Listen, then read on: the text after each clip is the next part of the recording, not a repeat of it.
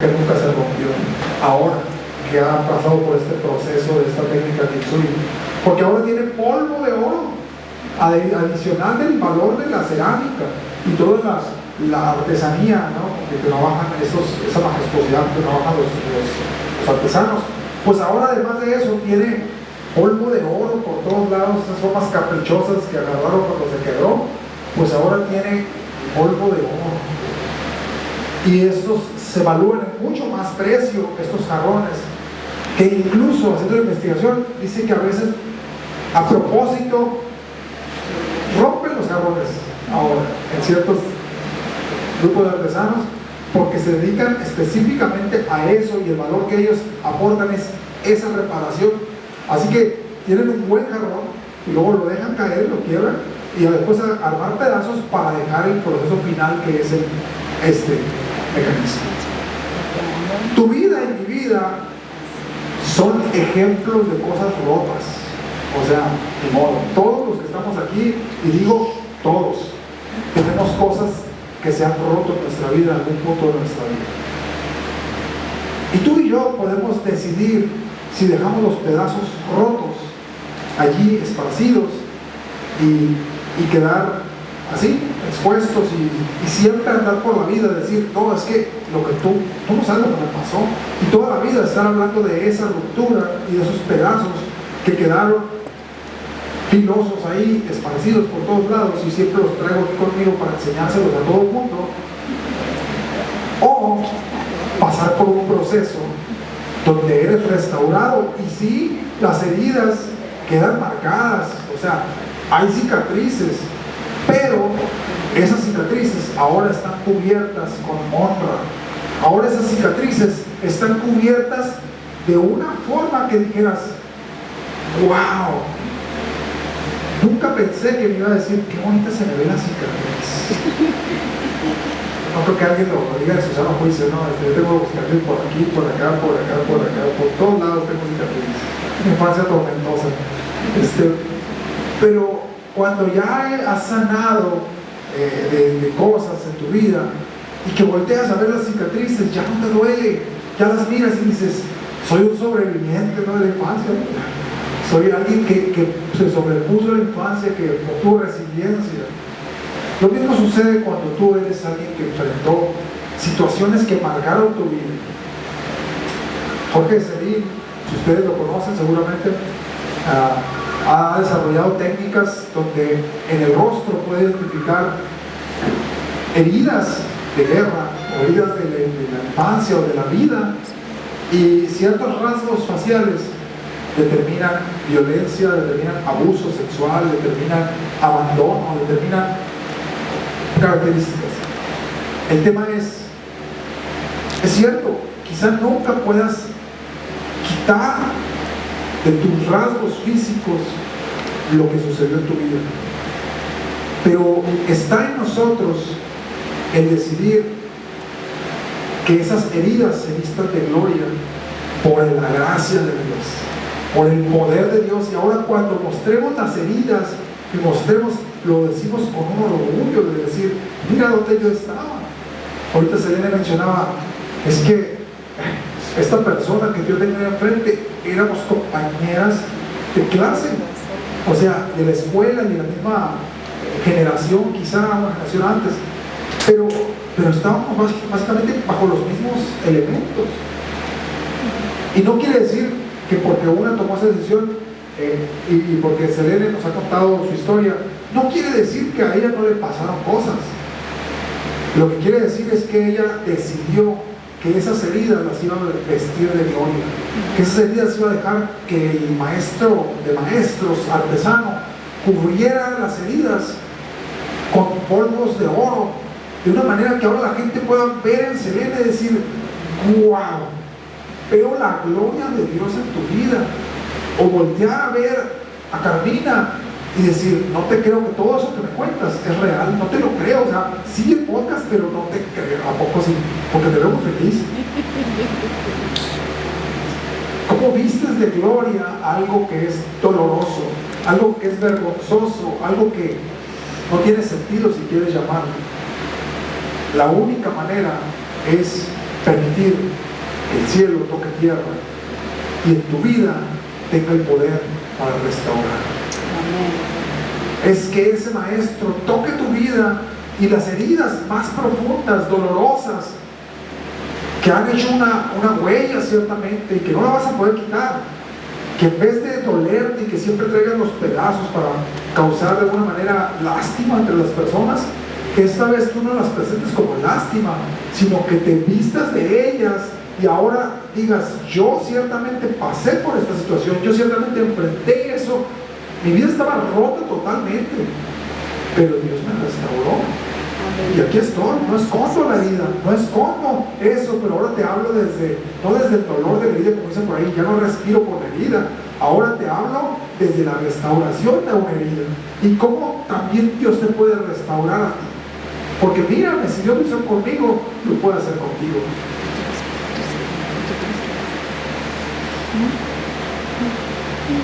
Ahora pues, arrepiéntanse y vuélvanse a Dios para que sus pecados sean borrados y vengan de la presencia del Señor tiempos de refrigerio. Él enviará a Jesús y debe permanecer en el cielo hasta que el tiempo de la restauración de todas las cosas. Tiempos de refrigerio. Cuando tú traes tus pedazos a Jesús, así como vienes, así como tienes, sin esconder nada, porque de hecho no podemos esconder nada, vienen de la presencia de Dios tiempos de refrigerio. Y Él hace una promesa: para que Él envíe a Jesús y Él va a restaurar todas las cosas. Y tú puedes decir: ¿mi matrimonio puede ser restaurado? Y la respuesta es sí.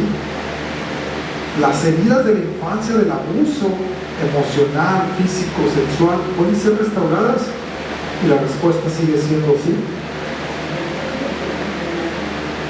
El dolor del abandono de infancia o de adultez, de esposo, de la traición, de la infidelidad, puede ser restaurado, y la respuesta sigue siendo sí. Para mucha gente es algo que dice: ¿cómo es posible? El salmista decía: saca mi alma de la cárcel para que yo te pueda adorar. Cuando estamos viviendo en esa cárcel y en esos pedazos, y siempre, como decimos, mucha gente dice, pues básicamente sobándose las heridas o lamiéndose las heridas, siempre estamos autocomiseración. No hay manera de cómo podamos salir de eso. Pero cuando volteas arriba, dices: Señor, yo no puedo, pero tú sí. Ahí es donde viene ese poder y te da fuerza para poder ser restaurado.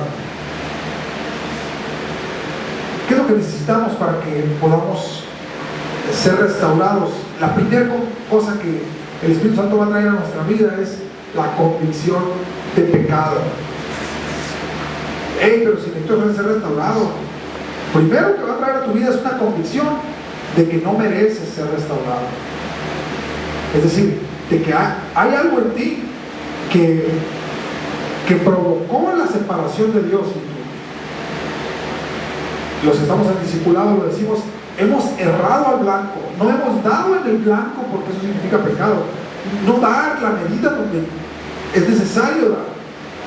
Y lo primero que el Espíritu Santo va a traer a tu vida, porque te quiere restaurar, a esa pieza o ese montonal de piezas tiradas ahí, y les quiere decir: ustedes no son un recipiente completo. Entonces, pues qué lógico, pues claro que no somos completos, pero a veces como humanos creemos que sí estamos completos, y cuando Dios quiere venir a tu vida, no, yo no te necesito, o sea, yo estoy completo, yo estoy bien así como estoy. Nunca vas a poder ser restaurado cuando pienses que estás bien, porque aunque tú sabes que no estás bien, tu orgullo no te permite que Dios intervenga. Es más, dice la Escritura, dice el necio en su corazón: no hay Dios. O sea, ni siquiera sé que existe alguien más allá de mí, porque yo soy el mayor de todos. Una anécdota basquetbolera: los que les gusta el básquetbol. Eran las finales del 93. Se enfrentaban los Bulls contra los Suns, los Phoenix Suns.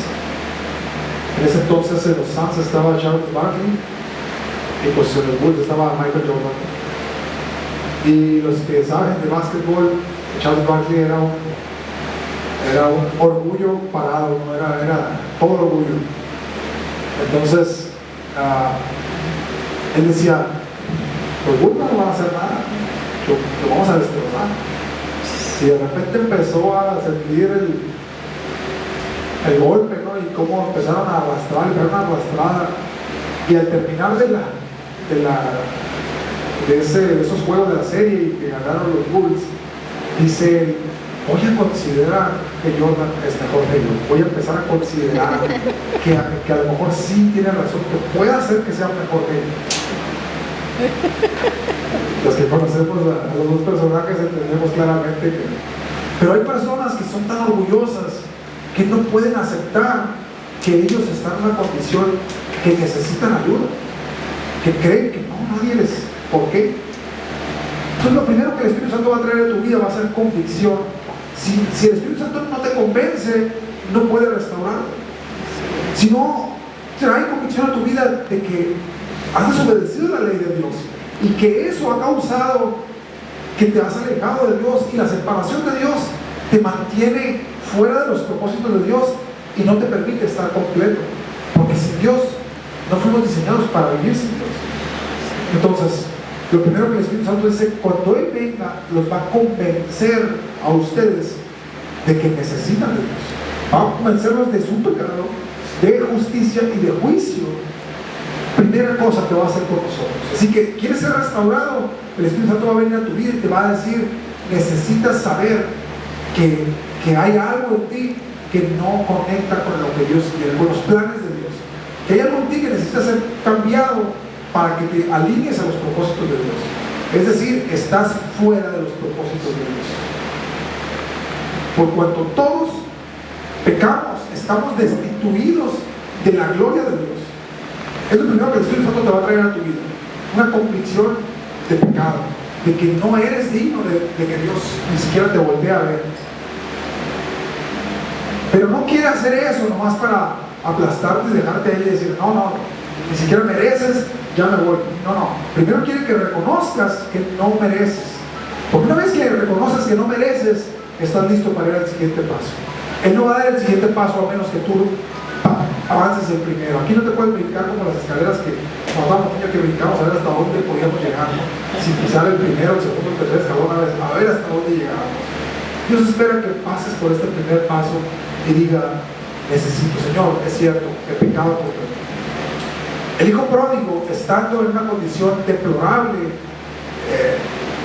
lo peor de lo peor, es decir, se había acabado todo su dinero, sus amigos lo habían abandonado, estaba en un chiquero, y para ellos los puercos eran algo detestable en su cultura, y además le estaba alimentando a los puercos, pero tenía mucha hambre y se quería comer la comida de los puercos. O sea, estaba en una condición realmente mala. Pero la única manera como él podía regresar a su padre era decirle, papá, realmente la regué. Porque si él iba con todo, no, papá, yo soy tu hijo, que mira que... O sea, con esa peste que traía, imagínate, no, ni siquiera iba a poder llegar ahí, iba a rebotar el tubo, ¿no? Pero lo primero que él dice, dice que volvió en sí, voy a levantarme y voy a ir a mi padre, y lo primero que le voy a decir es, Padre, he pecado contra el cielo, he pecado contra ti, y además no merezco ni siquiera llamarme tu hijo. Sin embargo, por amor a Dios, por amor a ti, por amor a alguien, necesito que me aceptes por lo menos como uno de tus trabajadores para que me des de comer, porque estoy muriendo de hambre. Lo primero que tiene que aceptar es que ha pecado contra Dios, que ha pecado contra su papá, la regó, pues. A menos que entendamos eso, no puede Dios ir al siguiente paso contigo y conmigo. En segunda instancia, Él espera que tú y yo tengamos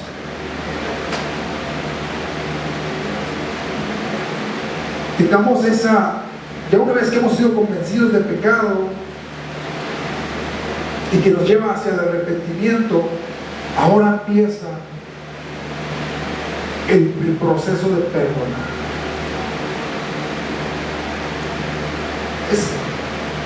Siempre hago esta pregunta y a veces hay decisiones divididas en este sentido, así como los boxeadores, ¿no? Decisión dividida. ¿Qué es más fácil? ¿Pedir perdón o perdonar?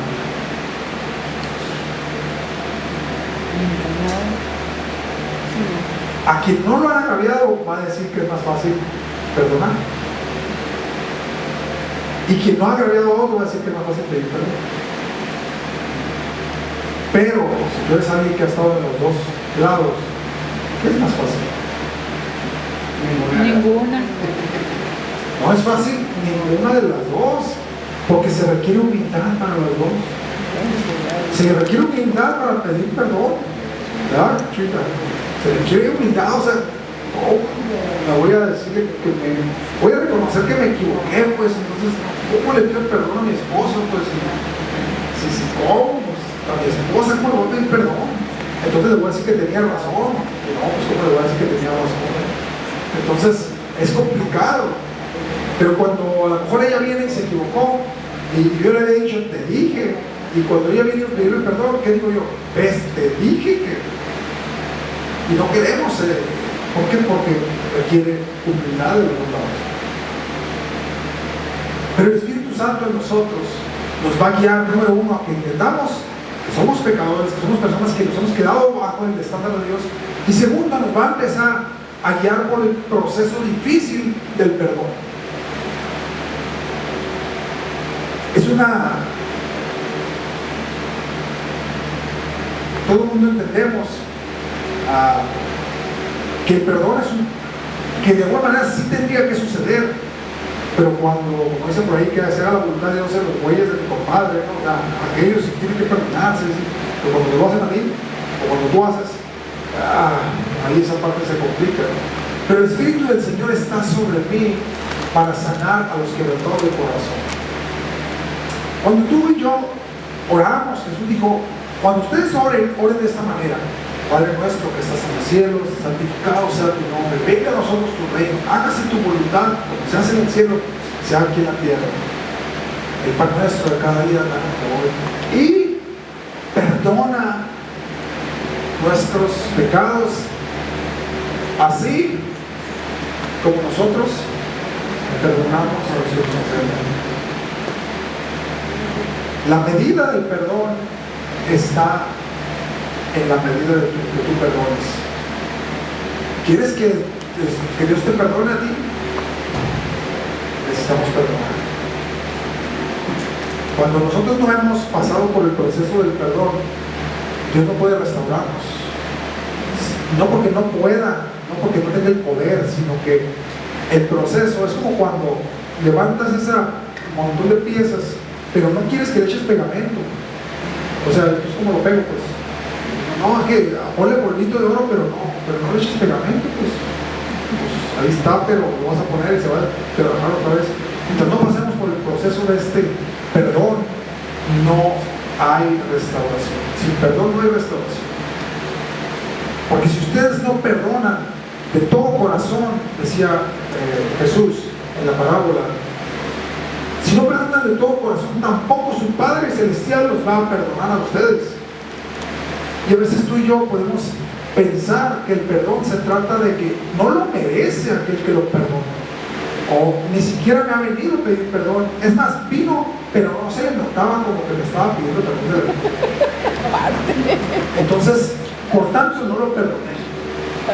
Y pensamos que se trata de bueno, pues es que Él fue el que me ofendió, Él tiene que pedirme perdón. Y podemos pasar nuestra vida entera rotos, con los pedazos en el suelo, y pensando que tenemos que ser restaurados, queremos ser restaurados, pero que el otro tiene que venir acá para que yo entonces pueda. ¿Y si esa persona nunca te pide perdón? ¿Y si esa persona nunca se arrepiente realmente? ¿Te vas a quedar con los pedazos en el suelo? Ahí siempre llevando a todos lados esos pedazos de ti, mostrándoles a todos esas heridas.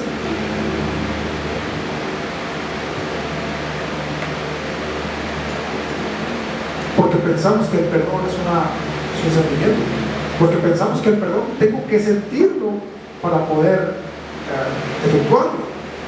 Sin embargo, cualquier persona inteligente sabe que el perdón es una decisión, y entre más rápido mejor, porque se trata de ti y de tu salud mental, se trata de ti y de una jaula en la que te has metido, una jaula de resentimiento, en una jaula de amargura, en una jaula en la que tú estás. Y si tú emites el perdón es porque abres la jaula de tu jaula para que tú puedas salir del rencor, tú puedas salir del resentimiento, para que tú puedas salir y escapar de ese lugar. La otra persona, si te pide perdón o no te pide perdón, es problema de él.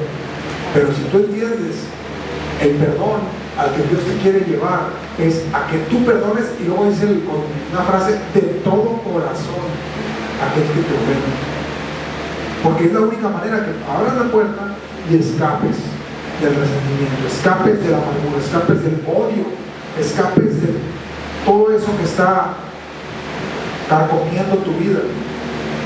Decía el chavo, la venganza nunca es buena, ¿no? Del alma le envenena. El apóstol Chavo decía. A veces el deseo de venganza en nosotros nos carcó, ojalá que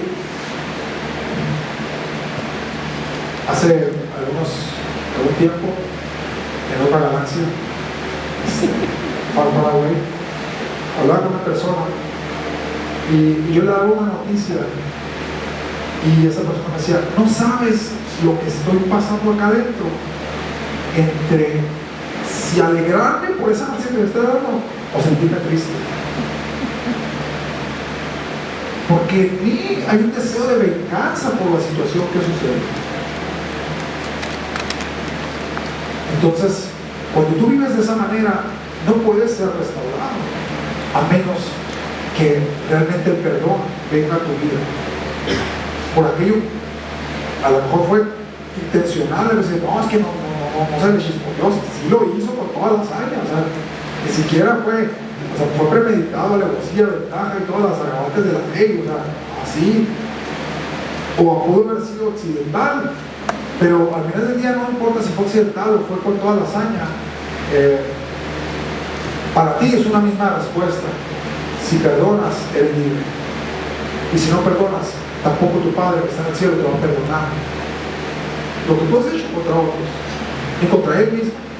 Entonces, el Espíritu Santo viene a nuestras vidas, nos trae convicción de pecado, y segundo, nos quiere llevar a este proceso del perdón, donde tú decides.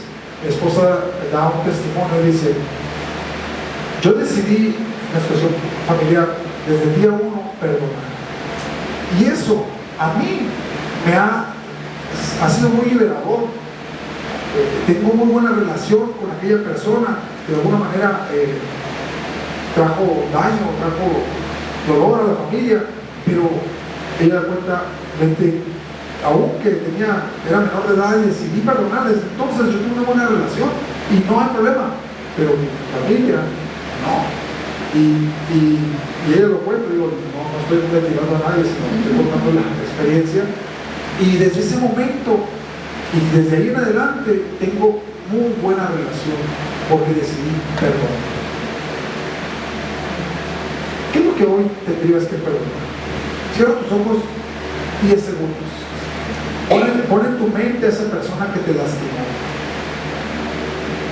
sea de manera intencional o accidental, y ya que lo tienes ahí en mente, ¿por qué te cuesta tanto trabajo? A lo mejor, si no lo has perdonado, ¿por qué te cuesta tanto trabajo soltar y perdonar? A lo mejor hay deseos de venganza, hay deseos de que ojalá que le pase esto y aquello, pero te voy a invitar a que a partir de ahora le pidas al Espíritu Santo que te ayude a perdonar como una decisión, no como un sentimiento. Ni siquiera le digas, dame el deseo de perdonar, no, dame la fuerza para declarar que esa persona que tengo aquí en mi mente, la perdono, lo merezca o no lo merezca, lo perdono. Empieza en tu mente a decir, lo perdono o la perdono, No importa cómo hayan sucedido las cosas, ni cuánto haya pasado de eso, lo perdono o la perdono. Y si no has podido emitir esas palabras que son liberadoras, y el Espíritu Santo, necesito que me des fuerza para perdonar, porque si yo no perdono a esta persona, tú no me vas a perdonar a mí, y necesito ser perdonado, y necesito salir de ese jaula de rencor, de odio, de venganza, de dolor. Ahora sí abre los ojos porque no quiero que me quede salir.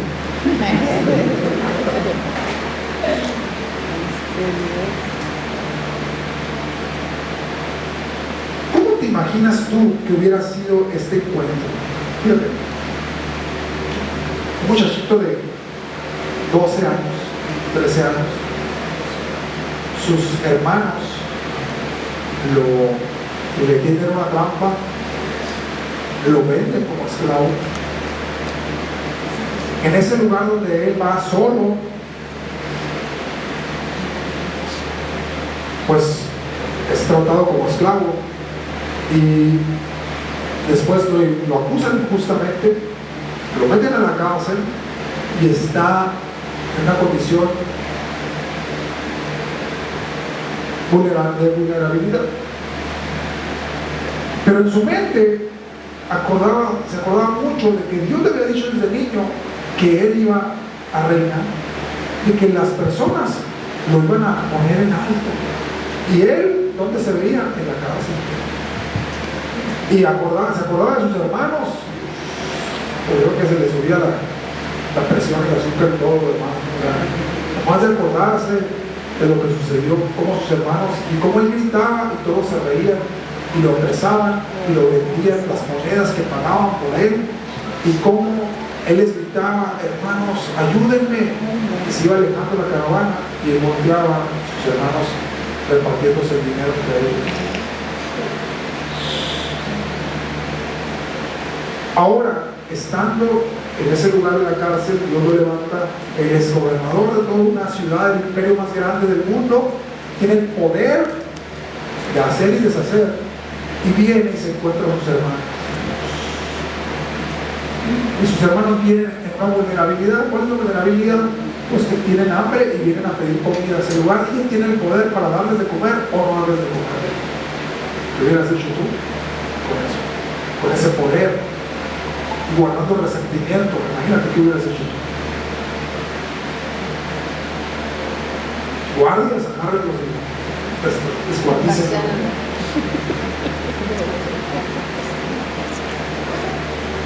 La historia adelantada un poquito, estoy hablando de la historia de José, seguramente saben que estoy hablando de ella. Pero la historia, cuando él se abre con sus hermanos, dice: ustedes no me enviaron aquí, Dios me envió adelante de ustedes a mí. O sea, imagínate, perdonar a un grado que encuentres sentido en la vida respecto a lo que sucedió, porque Dios quería mostrar ese jarrón que decíamos al principio, que ahora tiene brillo. Esas heridas de José, esas heridas de esclavitud, ahora tienen brillo. Ahora eres un gobernador de Egipto, tienes poder, tienes fuerza, tienes fama, tienes autoridad, y con esa autoridad puedes hacer y deshacer, no solo en Egipto, sino en todos los pueblos que venían a buscarlo, incluyendo a sus hermanos. Y él dice: no enviaron ustedes a mí, Dios me envió para salvarlos a ustedes.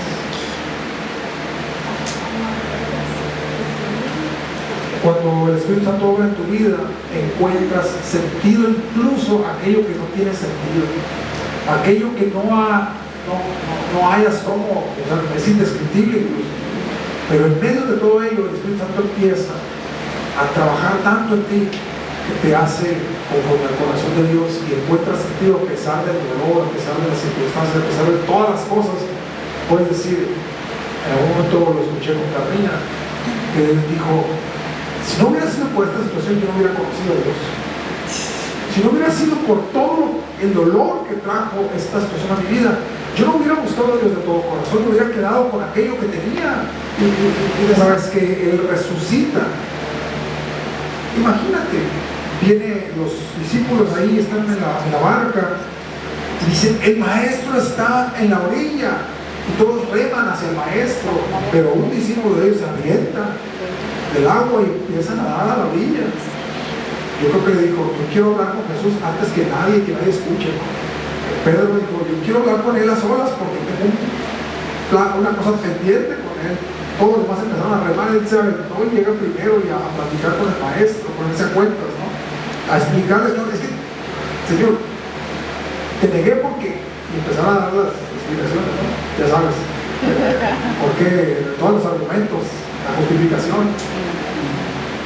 Y lo único que recibe de parte de Jesús es, me amas, Pedro. Es todo lo que quiero saber. Es cierto, te saliste, Pedro.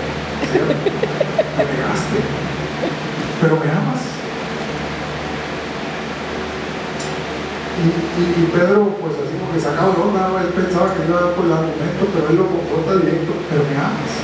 O sea, es cierto, flaqueaste, es cierto, hiciste aquello, pero me amas, porque si me amas, es suficiente. Eso queda en el pasado y te tengo nuevas asignaciones. Pastorea a mis ovejas. Si me amas, pastorea a mi rebaño, pastorea a aquellos que van a creer en mí.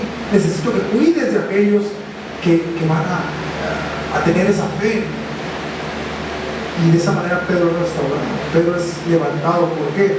Porque reconoció que había ofendido a su maestro, porque pidió perdón y ahora puede ser un agente para transformar a otros.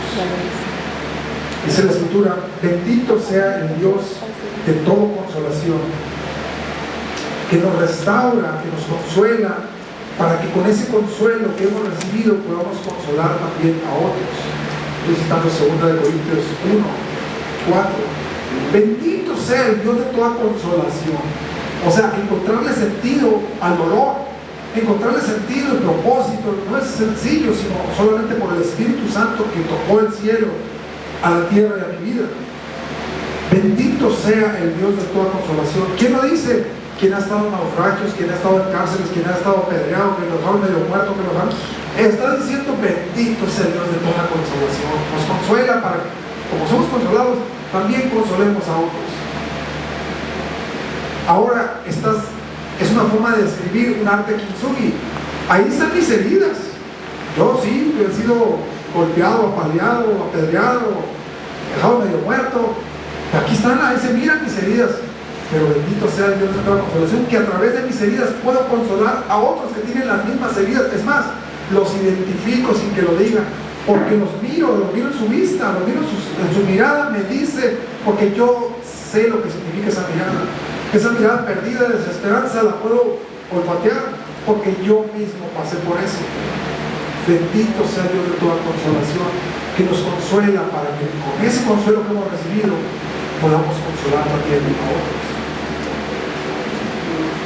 Personas que han salido de las adicciones tienen un olfato para decir, no, chavos, no, todavía no me vas a contar, o sea, mírate, no, que estoy limpio. ¿Qué me vas a decir? O sea, que una mamá a lo mejor que está en esa situación y te dice, no, sí estoy fuerte, tú la miras y dices, se está quebrando. Está desbaratando por dentro, pero trata de traer la machada, trata de mantenerlo ahí, medio parapeto ahí. Pero tú sabes lo que el dolor es, qué dolor es ese, los que han vivido eso. Así que el Espíritu Santo, una vez que te ha transformado y que ha restaurado tu vida, te quiere convertir en esto, en una persona que descubras a todos los que están detrás de esas máscaras y que tú sabes el dolor que están viviendo. Y te quiere que tú nos vayas con ellos y decirles, el Espíritu Santo te quiere consolar. Y entonces se le van a caer todas las máscaras, porque tú le vas a decir, yo sé lo que estás pasando, y no te lo voy a decir como un cliché, yo sé lo que estás pasando realmente, porque yo he vivido en tus zapatos, yo he vivido lo que tú has vivido, y no se siente nada bien. Pero un día me tuve que rendir ante Dios y decir, ¿sabes qué, Dios? Basta, no aguanto más. Y el rendirme es igual a victoria. El rendir mis banderas, el de bajar mis banderas, es igual a ser restaurado. Tristemente no lo vas a poder hacer a menos que hayas pasado por ahí. Desde la teoría te puedo decir muchas cosas, pero tú que has vivido la experiencia, tú puedes tener una convicción y una autoridad para hablar del tema una vez que has sido restaurado, que nadie te puede decir lo contrario, porque tienes autoridad. Tus heridas y ese arte restaurativo que es como si fuera un jarrón tu cuerpo, esas marcas que tienes ahí te dan la autoridad para hablar del tema, lejos de lo que tú pensabas que te iban a descartar, porque no, la gente me va a ver, ya sabe que pasé por esto, porque pasé por aquello. Lejos de ser lo que te descarte, es lo que te va a posicionar con autoridad para hablar y hablar en el nombre de Dios, decir: Dios restaura a cualquier persona que tiene heridas. Él sana toda herida.